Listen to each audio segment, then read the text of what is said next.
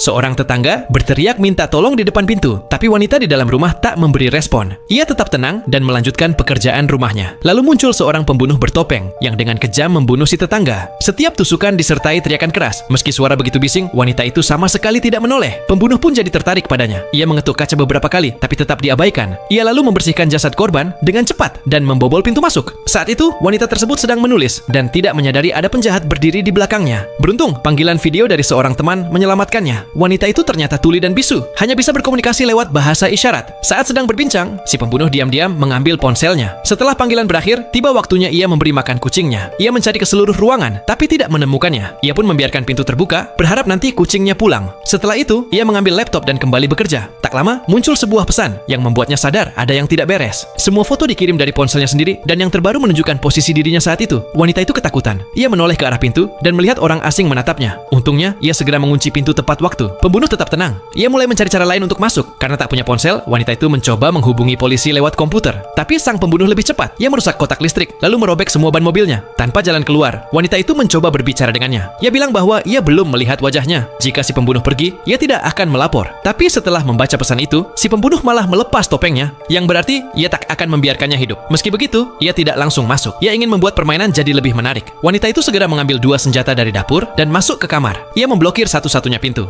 Jika bisa menjaga jendela, ia masih punya harapan untuk bertahan hidup. Tapi sang pembunuh menggunakan tangan tetangganya untuk terus mengetuk kaca. Ia menikmati kepanikan wanita itu. Tepat sebelum wanita itu menyerah, ia teringat sesuatu. Tetangganya selalu menyimpan ponsel di sakunya. Jika ia bisa mengalihkan perhatian si pembunuh, mungkin ia masih punya kesempatan untuk minta bantuan. Ia mengambil kunci mobil dan menyalakan alarm mobil dari kejauhan. Mendengar suara itu, pembunuh langsung berjalan ke arah mobil. Wanita itu membuka jendela dan mulai mencari ponsel kemana-mana. Tapi si pembunuh segera menyadari ada yang salah. Ia bergegas kembali. Wanita itu mencoba menutup jendela, tapi si pembunuh lebih dulu menangkapnya. Lalu mereka pun terlibat tarik-menarik yang sengit. Apakah menurutmu wanita itu akan selamat?